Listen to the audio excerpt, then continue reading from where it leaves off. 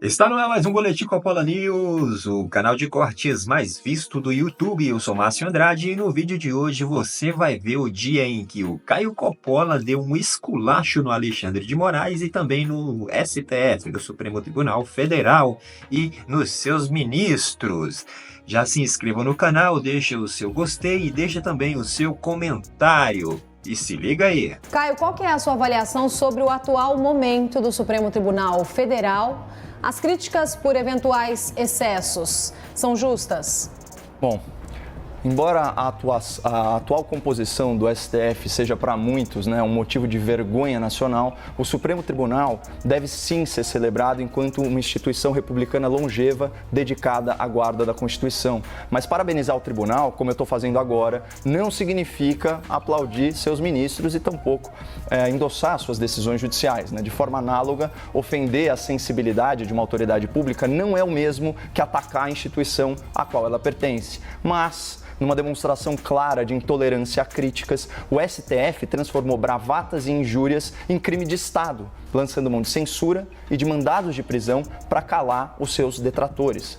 Acontece que os ministros não são o tribunal, eles apenas estão no tribunal. E alguns deles, como jabutis numa árvore, chegaram lá confirmando aquela máxima muito espirituosa atribuída a Margaret Thatcher. A democracia não é um sistema feito para garantir que os melhores sejam escolhidos, mas para impedir que os piores fiquem lá para sempre.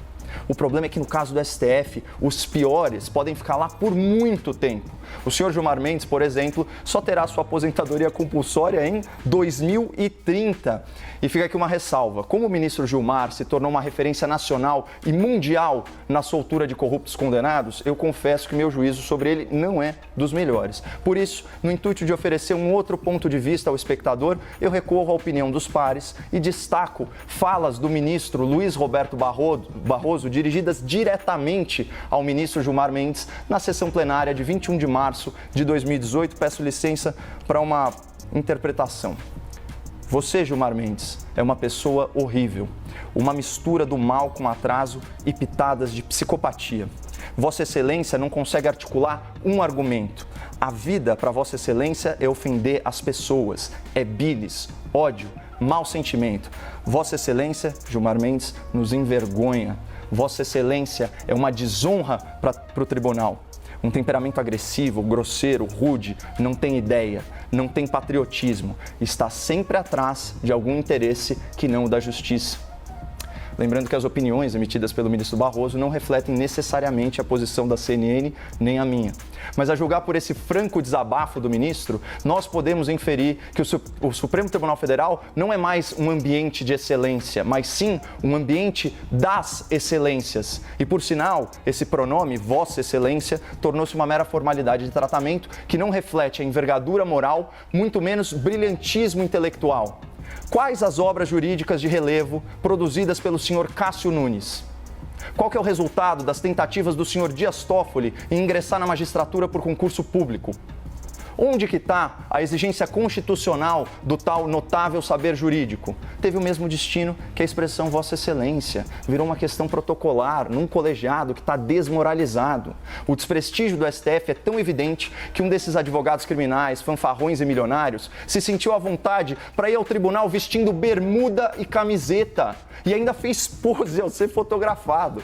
Então, pelo menos agora a gente sabe que se o STF fizesse uma festa de 130 anos, o traje seria informal completo e de preferência calçando chinelos ou sandálias. O atual presidente do tribunal, o ministro Luiz Fux, ele publicou uma nota sobre o aniversário da corte, afirmando que o tribunal é um vetor positivo de segurança jurídica e de proteção das liberdades humanas e garantias fundamentais. De que tribunal o senhor está falando, ministro? Segurança jurídica? Desde 2009, o STF mudou 3 vezes de opinião sobre a prisão após julgamento de segunda instância. E o atual entendimento só faz estimular a impunidade. O senhor Fux também fala em proteção das liberdades humanas. Comecem respeitando a liberdade de expressão dos seus críticos, sem censurar matérias da imprensa ou suspender perfis em redes sociais. E, finalmente, sobre o último ponto, as garantias fundamentais citadas pelo Dr. Fux, que tal começar pelo básico, como o devido processo legal? Os senhores se encastelaram covardemente atrás de um inquérito perpétuo em que vocês são as vítimas, os investigadores, os acusadores e os juízes. Isso é imoral, isso é ilegal, é inconstitucional e viola direitos humanos. Tanto que a Procuradora-Geral da República, doutora Raquel Dodge, requereu o arquivamento dessa aberração jurídica. Eu louvo o esforço vão do presidente Fux em zelar pela imagem da sua corte, mas o conteúdo de certas decisões judiciais dos seus colegas, sempre em benefício da bandidagem engravatada, fazem a população ecoar aquele desencanto manifestado por Rui Barbosa, esse sim, um grande jurista e defensor do Supremo Tribunal Federal. Leio para vocês: de tanto ver triunfar as nulidades, de tanto ver prosperar a desonra, de tanto ver crescer a injustiça, de tanto ver agigantarem-se os poderes nas mãos dos maus, o homem chega a desanimar-se da virtude, a rir-se da honra e a ter vergonha de ser honesto. Tão decepcionado e tão desiludido está o povo brasileiro com os ministros do STF, que na última grande pesquisa de opinião do Datafolha sobre o prestígio das instituições, menos de 1/5 dos entrevistados manifestaram grande confiança no tribunal. Essa confiança generalizada no STF explica, em parte, a lembrancinha de aniversário entregue pelo corajoso senador por Goiás, Jorge Cajuru.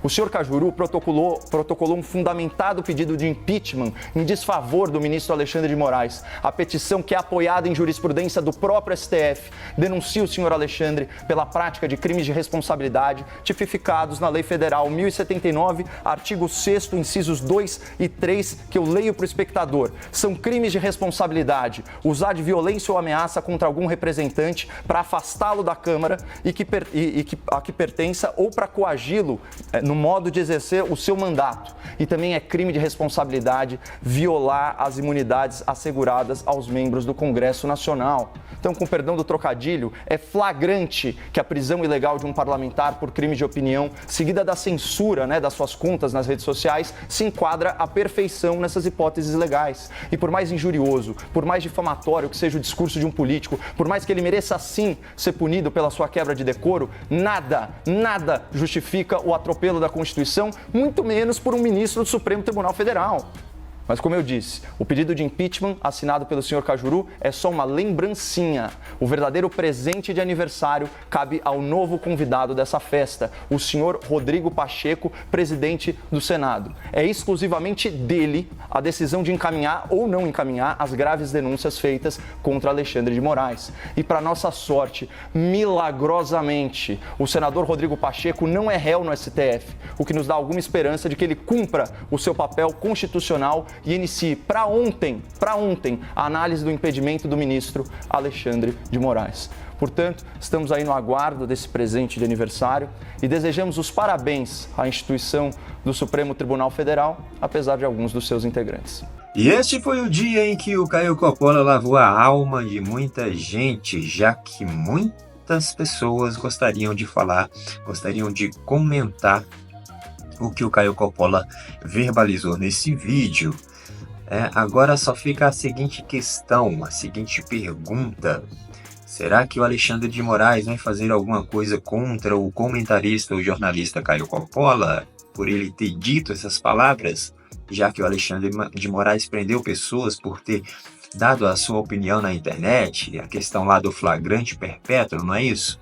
Será que o Xandão vai ter essa audácia, essa ousadia de prender um jornalista por ter exposto a sua opinião no ar em uma rede como a CNN?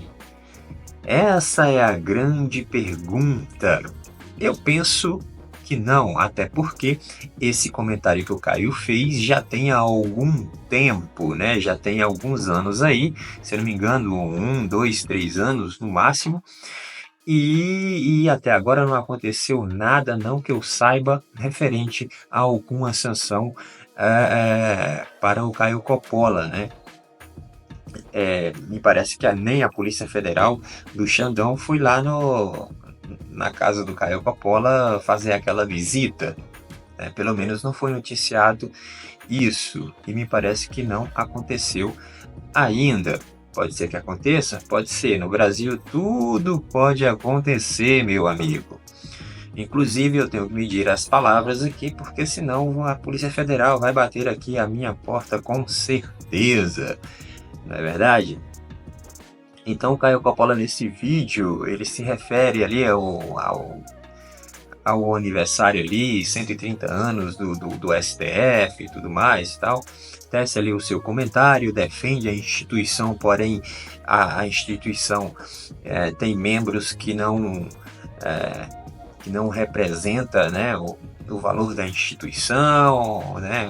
Vide aí o senhor Alexandre de Moraes e outros ministros também que ele cita ali no vídeo, né? Ele até narra no vídeo, comenta no vídeo, faz uma leitura ali sobre a questão ali do que aconteceu, do episódio que aconteceu com o Gilmar Mendes e o Barroso, né?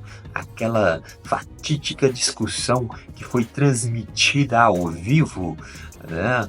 Na sessão ali do STF, em que o Gilmar Mendes fala algumas coisas lá para o Barroso, e o Barroso coloca o Gilmar Mendes no seu devido lugar ali e fala coisas, verdades e tudo mais, né? Fala em psicopatia, o outro fala em, sei lá, vou mandar fechar o seu escritório de advocacia. E foi aquela coisa horrenda, né? Naquele dia, horrenda assim, foi até divertido para assistir, na verdade, né? Porque você vê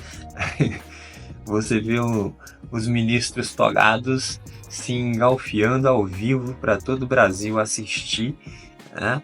E ver aquela cena toda. Imagina a Suprema Corte, cara, do país, a Suprema Corte dando um exemplo que realmente só no Brasil mesmo para acontecer isso. Só no nosso Brasil.